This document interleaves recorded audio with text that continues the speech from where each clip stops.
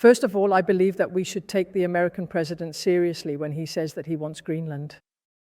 But I also want to make it clear that if the USA chooses to attack another NATO country militarily, then everything stops, including our NATO membership, and thus the security that has been established since the end of World War II. Denmark's Prime Minister Mette Frederiksen has issued her strongest warning yet. She says an American takeover of Greenland would amount to the end of NATO itself. Her remarks come after US President Donald Trump renewed calls for the United States to take control of Greenland, a strategic, mineral-rich Arctic island, a semi-autonomous territory of Denmark, and a formal part of the NATO alliance. In Denmark and Greenland, concern has turned into alarm. Frederiksen says Trump's comments must be taken seriously, and she warns the consequences could be catastrophic. Standing alongside Greenland's leader, Jens Frederik Nielsen, Frederiksen blasted the US president's remarks. They rejected any suggestion of American control and warned that military threats against Greenland would cross a red line. Speaking to Danish broadcaster TV2, Frederiksen delivered a stark message. She said if the United States attacks another NATO country militarily, everything stops. That includes NATO itself and the collective security that has existed since the end of the Second World War. Her words were blunt, and they were unmistakable. Frederiksen said Denmark would never accept a situation where Greenland is threatened or where its people are pressured by military force. She stressed that Greenland's future cannot be dictated from Washington. First of all, I believe that we should take the American president seriously when he says that he wants Greenland. But I also want to make it clear that if the USA chooses to attack another NATO country militarily, then everything stops, including our NATO membership, and thus the security that has been established since the end of World War II. I'm doing everything I can to prevent that. I believe in democracy, and I believe in the international rules of the game. Of course, I also believe that you don't change borders by force in any way whatsoever. That is not only the position of Denmark and the Danish realm. Fortunately, it is also Europe's position, and that's why I also hope people notice the once again strong European support we are receiving.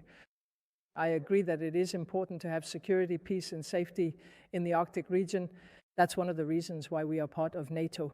Greenland is also a member of NATO. It is a shared responsibility for the Arctic states, including the Kingdom, to ensure that there is security, peace and freedom in the Arctic region. But Denmark has always been a good ally to the United States. We want to continue to be that. But I also have to take issue with some of the things being said by the American side. And of course, we will not accept a situation where we and Greenland are threatened in this way. Greenland's Prime Minister has firmly rejected renewed calls by US President Donald Trump for a United States takeover of the island. The response comes after Trump once again raised the idea of American control during the early months of his second term. Speaking on Monday, Prime Minister Jens Frederik Nielsen made it clear. Greenland, he said, cannot be compared to Venezuela. Nielsen stressed that Greenland is a democratic country. He said it has been democratic for many years, and its future cannot be dictated by foreign powers.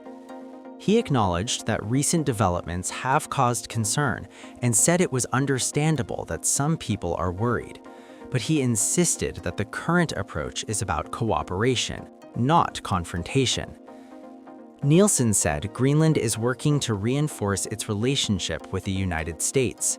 He described efforts to re-establish the good cooperation that previously existed between the two sides, calling it a process of rebuilding trust. The Prime Minister was blunt on one point. He said the circumstances are not such that the United States could simply conquer Greenland. Donald Trump, however, has shown no sign of retreat. He repeatedly raised the idea of US jurisdiction over Greenland during his presidential transition and in the early months of his second term. He has also refused to rule out the use of military force, a statement that has sent tremors through NATO. On Sunday, Trump reignited fears, telling reporters to, quote, "Let's talk about Greenland in 20 days," a remark that many in Europe see as a countdown. And on Greenland, On Greenland now? yeah, we're on Greenland. How did we come up to Greenland? So, do you expect to take an action against Greenland? Well, I don't want to talk about Greenland. Let's talk about Venezuela, Russia, Ukraine, and we'll worry about Greenland in about 2 months. Let's talk about Greenland in 20 days. On Venezuela, we talked so much about energy. By the way, I will say this about Greenland. We need Greenland from a national security situation.